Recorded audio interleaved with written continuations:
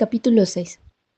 No sé si realmente me dormí o si en realidad entraba y salía de un estado de inconsciencia, tumbada de espaldas, con las manos sobre el abdomen. Escuchaba los sonidos del rancho al despertar. Había voces que se llamaban entre sí de una puerta a la otra del pasillo, preguntando por la colada, quejándose por la falta de agua caliente en las duchas, riendo.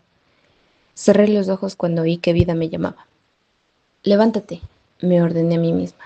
Tienes que enfrentarte a ello. Dejé caer las piernas a un costado de la litera. Me froté la cara e intenté recogerme el pelo en una cola de caballo.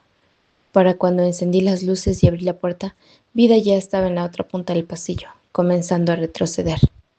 ¿Qué sucede?, pregunté. Vaya, ¿ya has acabado tu sueño reparador, Bu? Me espetó. Te han esperado. Te han esperado durante toda una hora y no has aparecido. ¿Qué te pasa? ¿Eres tan buena que ni te molestas en salir a saludar? Algo frío se me enroscó en el vientre. Kate y Dolly ya se han ido. Después de todo lo sucedido en los últimos meses, me asombraba que me afectara tan profundamente. No se había quedado a decir adiós, no se había quedado a escuchar la explicación completa. Kate prefería suplicar a los agentes que regresaran y echar así por tierra todo lo que habíamos conseguido despistándolos. Iba a sabotearlo todo por nosotros. Son casi las 3 de la tarde, dijo Vida. Me quedé mirándole con incredulidad. Su gélida expresión finalmente empezaba a resquebrajarse. Sacudió la cabeza y masculló algo que yo fingí no oír. ¿Has estado durmiendo todo este tiempo? Debías de estar más destrozada de lo que pensaba. Escucha, empecé a decir. Sobre lo de antes, Vida levantó una mano. Lo entiendo. Solo tengo una pregunta. ¿Me ocultaste el plan de Sem porque pensabas que le metería un cuchillo en el riñón a esa zorra? Eso puede que haya sido parte del motivo, admití.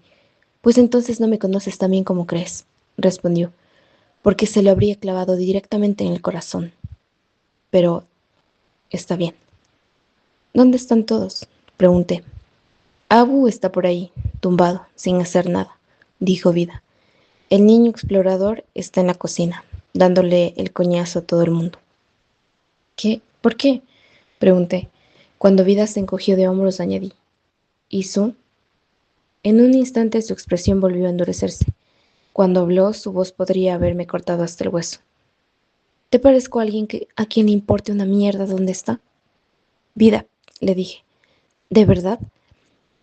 Fuera lo que fuese, Vida no tenía interés en hablar de ello.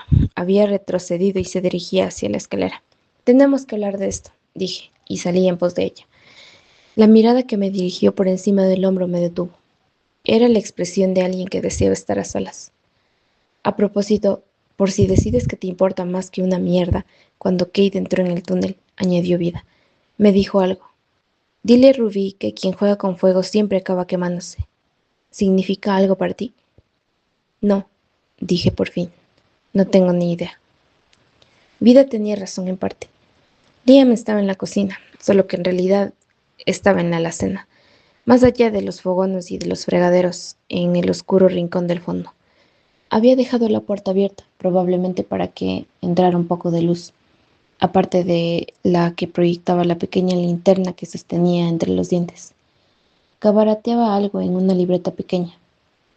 Pulsé el interruptor de la luz, lista para reírme de él por haberle pasado por alto, pero nada. Lo intenté otra vez, para asegurarme. Liam se quitó la linterna de la boca y sonrió. Y así como así, las últimas horas parecieron fundirse en un charco lodoso que esquivé ágilmente. ¿Sabías que este sitio necesita 36 bombillas? ¿Para qué diablos tenían que llevarse también las bombillas?, preguntó Liam. 36 es un número muy preciso, dije yo, con el atisbo de una sonrisa. ¿Es tu mejor estimación? Liam pareció confundido. No, las he contado. He hecho un reconocimiento con Kaylee y Sue antes. También nos irían bien 5 cerraduras nuevas, varios litros de jabón de lavar y como 2 docenas de toallas. ¿Y esto?, dijo Liam al tiempo que señalaba las escasas estanterías que tenía enfrente. Esto es penoso.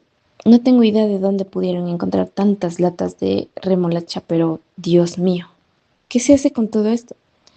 Bueno, están las remolachas fritas, la sopa de remolachas, las remolachas encurtidas. ¡Puah! Se tapó las orejas y se estremeció. Prefiero arriesgarme con el guiso de tomates. ¿Tan mal estamos? Pregunté, entrando en la alacena con él a echar un vistazo. La verdad es que no necesitaba preguntarlo. Lo estábamos. En realidad era mucho peor de lo que imaginaba, descontando algunas barras de pan y un poco de fimbre que había en la nevera. La mayor parte de lo que teníamos consistía en verduras en conserva y comida basura, como pretzels y patatas fritas. Me apoyé en Liam mientras él continuaba buscando pasta, latas de sopa y harina de avena, y cerré los ojos. Sentía su pecho cálido contra la espalda y me gustaba la forma en que cada palabra que decía retumbaba a través de su cuerpo. Me cogí del cabello y me lo estiró con suavidad.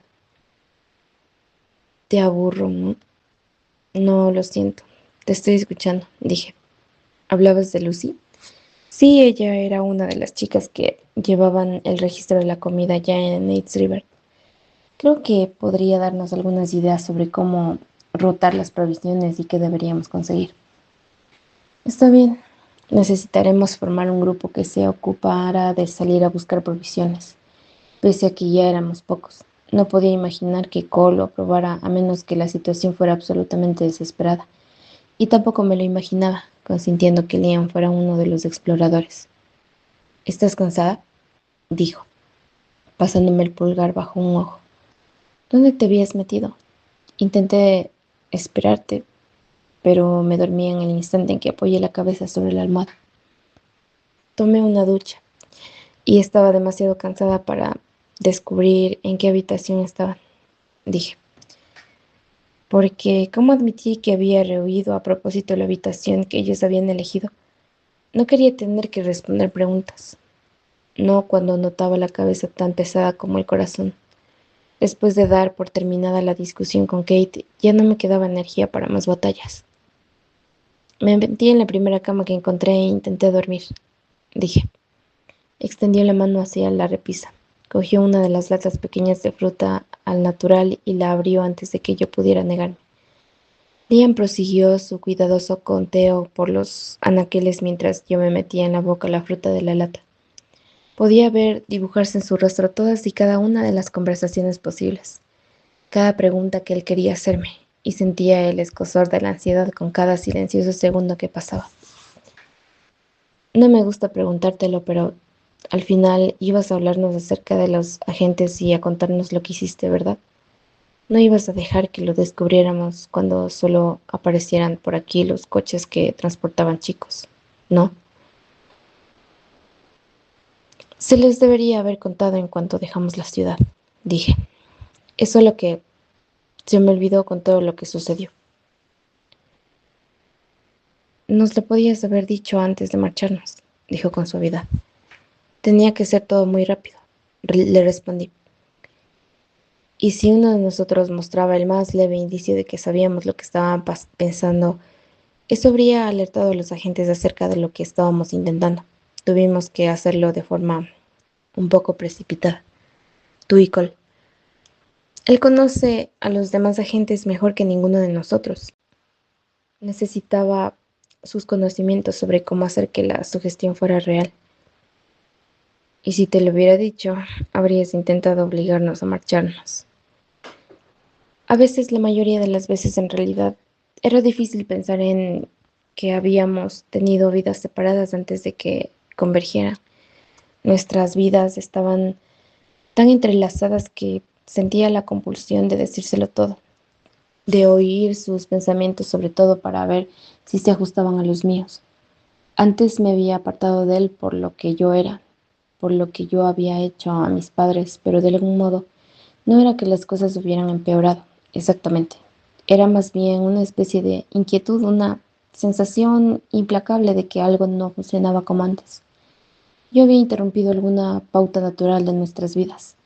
Me mordí el labio y miré cómo fruncía el ceño del mismo modo en que lo hacía Cole cuando se concentraba. Por eso tuviste ese ataque de pánico, ¿no es verdad? Acababas de averiguarlo. Luego se pasó el dorso de la mano por la frente. Maldición. ¿Y ahora cuál es el plan? Nos reuniremos todos para cenar y acordar un plan para liberar algunos de los campos. Puede que no sea una cena, si esto es todo lo que tenemos, empezó a decir él. Pero ya se me ocurrirá algo. Todo saldrá bien. Liam me pasó un brazo por los hombros y me atrajo hacia sí. Apoyé la cara en su hombro y me estremecí al soltar el aire. Le rodeé la cintura con los brazos. Eso estaba bien. Estar cerca de él estaba bien. Por primera vez en todo el día, mi mente no corría. Allí, en la oscuridad, con el pulso desbocado al estar tan cerca de él, todo lo demás parecía muy lejano. Me besó el pelo y luego la mejilla, y pensé, no puedo perder esto, no puedo perder esto también. No podía decírselo todo, no si quería protegerlo, pero podíamos al menos conservar aquello, ¿no? ¿Confías en que puedo mantenerte a salvo? Le pregunté. Sabía que debía de parecer que había sacado esa pregunta de la nada, pero de repente me parecía de una importancia vital. Me daba cuenta de que lo había herido al no decirle lo de los agentes. Cariño, si tuviera que escoger entre tú y 100 de los mejores de Grey, te escogería a ti. Lo cogí por sorpresa al ponerme de puntillas y besarlo en la boca. Aún le sujetaba la camiseta con los dedos cuando retrocedí. Mi voz sonaba baja, tosca incluso para mis oídos. Tuve que esforzarme para encontrar las palabras y me sentía tan cohibida que no estaba segura de elegirlas correctamente. Deseo, la expresión de aturdimiento se desvaneció de su rostro mientras me miraba, esperando. Deseo, sentí que me sonrojaba, pero no podía distinguir si era por vergüenza o por las imágenes que se sucedían en mi mente.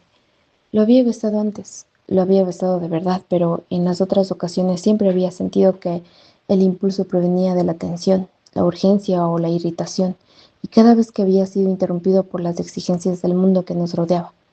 Esta era la primera vez que realmente tenía la oportunidad de pensar en él, en su totalidad, con lentitud, de examinarlo cabalmente, el tacto de sus manos, la aspereza de su barba incipiente, los sonidos leves y jadeantes que le brotaban de la garganta.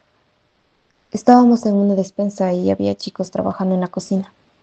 Mi parte racional conocía los límites de este momento, pero la próxima vez, si estábamos en otra parte y si teníamos otro momento a solas, entonces, ¿qué? Sentí un leve temblor que me atravesaba el cuerpo, impulsado a partes iguales por el pánico y el deseo. No sabía qué hacer para no estropearlo. Liam me cogió las manos al tiempo que se inclinaba hacia atrás para apoyarse en los estantes. Sentí alivio al ver su sonrisa. Lo comprendía, claro que lo entendía. Desde nuestro primer encuentro me conocía mejor de lo que yo me conocía a mí misma. Cuando habló, su voz era dulce, pero su expresión era otra cosa. Tenía una mirada traviesa, una expresión de deseo. Sentí una contracción en el vientre cuando advertí que yo era la causa. Está bien, cariño, acabo de tener una idea. ¿Así? Murmuré, distraída por la forma en que me acariciaba el labio inferior. Oh, sí. El caso es que tú tienes 17 y yo 18, y tenemos todo el derecho del mundo a besarnos como adolescentes, como chicos normales, felices y alocados. Metió dos dedos en la cintura de mi pantalón y me atrajo hacia sí. Me encantaba cuando bajaba de aquella manera el tono de voz. Marcó más el acento.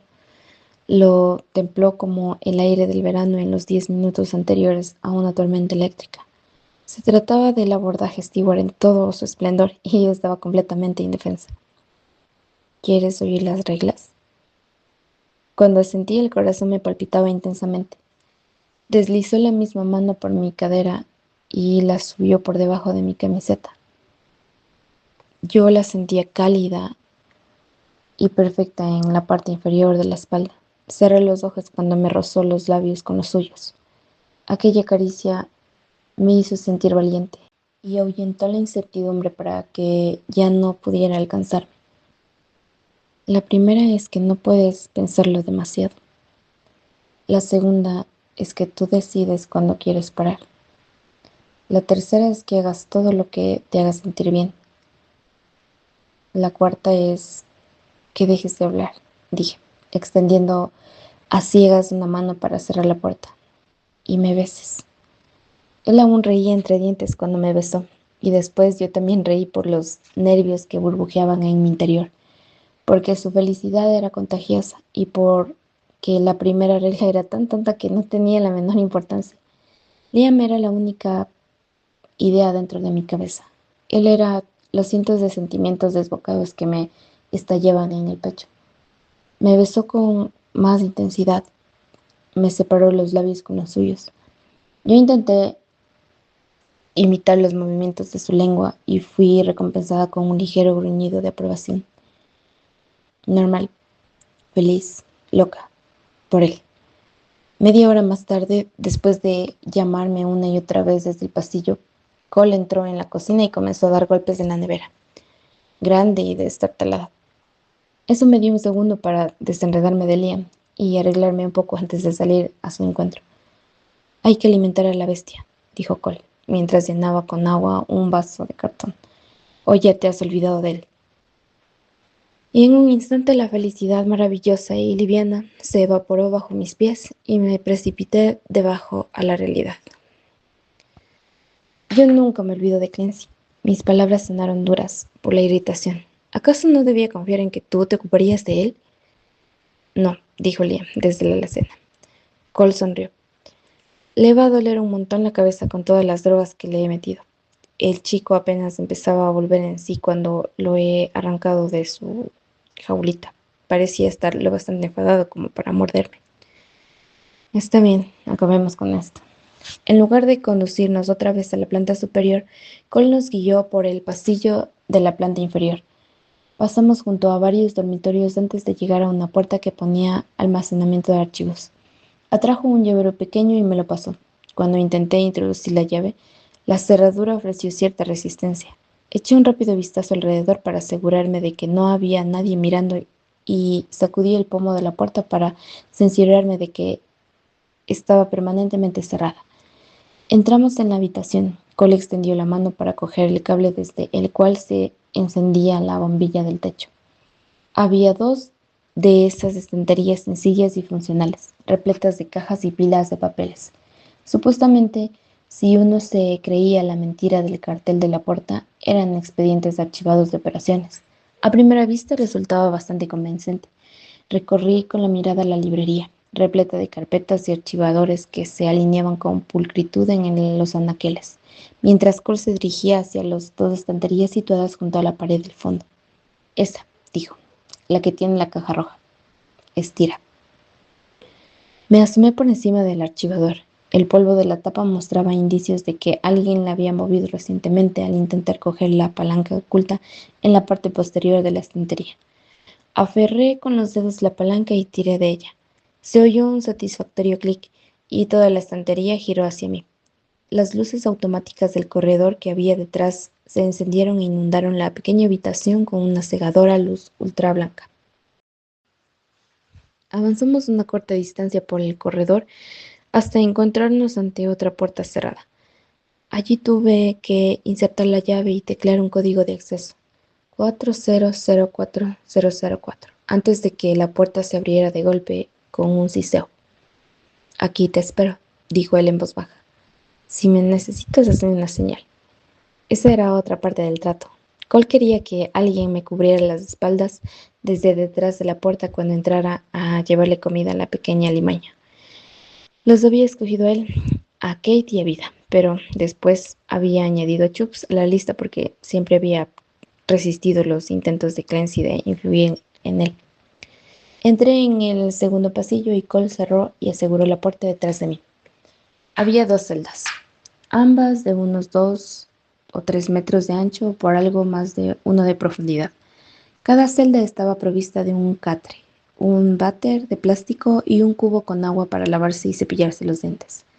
Tratándose de calabozos, estos eran una versión mejorada de los espacios húmedos y mohosos excavados en el bloque de interrogatorios del cuartel general, y estaban mejor iluminados. Además, la estancia resultaba casi cegadora con sus relucientes muros ultrablancos y los tubos fluorescentes del techo. Nada probable con el habitual estilo de vida de Clancy, aunque él parecía estar bastante cómodo, despatarrado en el catre, con un brazo sobre los ojos. Cole debía de haberle rebajado la dosis antes de meterlo allí y lo había vestido con ropa limpia, más de lo que Clancy merecía. No se movió cuando me acerqué a la puerta, que tenía una cerradura de metal cubierta por una tapa. Supuse que mi llave también abriría esa puerta, y acepté. La puerta se abrió con un chirrido, pero nuestro prisionero continuaba inmóvil. Dejé la bolsa con comida en el suelo. Coloqué el vaso con agua sobre una pequeña repisa situada en el otro extremo y presté especial atención al volver a cerrar la puerta con llave. Clancy esperó hasta que me hube girado para marcharme, y entonces habló. ¿Ha salido mal la mudanza? Su voz tenía un inquietante tono de curiosidad cuando se volvió para mirar. Tus pensamientos tienen tal volumen que los oigo a través del cristal. Era algo irracional, pero durante un instante temí que estuviera hablando de forma literal. Pero cuando él intentaba husmear en mi cabeza, yo lo percibía. Siempre notaba una comezón que me bajaba por la nuca. Clancy arrastró la comida hasta su catre con el pie. Abrió el bocadillo con una mueca de asco. ¿Qué? ¿No hay un buen bistec al oeste de Texas? ¿Qué es esta carne? Comencé a hacer un gesto de impaciencia, pero me percaté de que en realidad lo decía en serio. Es mortadela. Clancy olfateó el sándwich con el labio fruncido en un gesto de asco, para después envolverlo de nuevo en su plástico. Creo que prefiero morirme de hambre. Como quieras. En todo caso, dijo Clancy, ignorando mi respuesta. Me ha decepcionado tu falta de autocomplacencia. Hubiera jurado que lo primero que haría sería venir a presumir de que te habías encontrado otra vez con tu pequeño lápiz de memoria. ¿Qué es lo que te tiene tan de mal humor? Lo estoy viendo ahora mismo. Clancy soltó una risita. He sobreestimado lo que serías capaz de averiguar en estas primeras horas. ¿Ese lápiz de memoria funciona aún o el pulso electromagnético lo ha borrado? ¿Cómo están esas crujientes páginas de investigación que rescataste del fuego? Probablemente ni siquiera has descubierto lo que le están haciendo a Turman, ¿verdad? Me pareció que una mano invisible me agarraba de la garganta y me obligaba a inclinarme hacia adelante. ¿Turman? ¿Qué sucedía en Turman para que Clancy contemplara con aquel condenado regocijo mi mirada perdida? No lo digas, me ordené, luchando contra el pánico que aumentaba en mi interior al oír aquella única palabra. No reacciones. Clancy arrancó un trozo de pan de su bocadillo y se lo llevó a la boca. Al ver que no respondía a sus preguntas, curvó la comisura de los labios para formar una sonrisa satisfecha. Si quieres saberlo, tendrás que entrar y verlo por ti misma. Clancy se tocó la sien. ¿Era un desafío o una invitación? Sé que estás enfadada, comenzó a decir, por cómo acabó todo en Los Ángeles. Turman, seguía pensando yo. Aquella palabra era como una infección, tal como él había esperado, en realidad. Ha estado atrapado con nosotros durante semanas. No hay ninguna forma de que tenga información nueva, a menos que la información no fuera nueva en absoluto, sino una carta que se había reservado a la espera de que llegara el momento oportuno para usarla. Me tomó unos segundos más responder. Enfadada no empieza, siquiera, a describir mi estado. Clancy asintió. Algún día, sin embargo, algún día dentro de meses o tal vez años, quizá comprendas que la destrucción de esa investigación fue un acto desinteresado, no egoísta. ¿Desinteresado? Me volví rápido hacia el muro de cristal, interrumpiendo mi retroceso hacia la puerta. Quitarles la oportunidad de sobrevivir y de hacer frente al cambio alguna vez, despojarlos de su única posibilidad de reunirse con sus familias y volver a su hogar es desinteresado. ¿Eso es lo que quieres? Creí que liberar Turmón a tiempo tendría prioridad, dijo Clancy examinando una de las uvas. ¿Son orgánicas?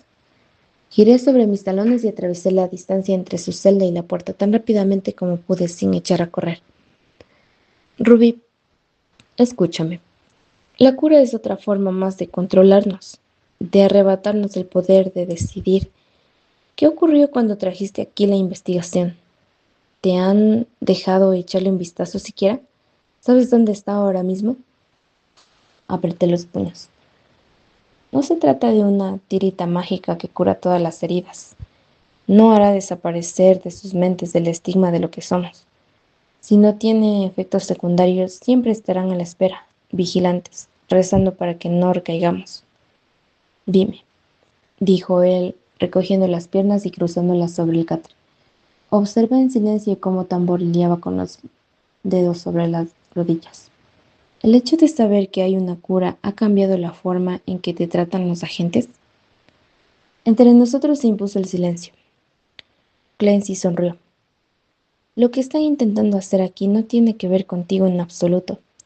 Puede que te hayan dicho algunas cosas para convencerte de que vinieras, para hacer que confiaras en ellos, pero no cumplen sus promesas, ni siquiera Stewart.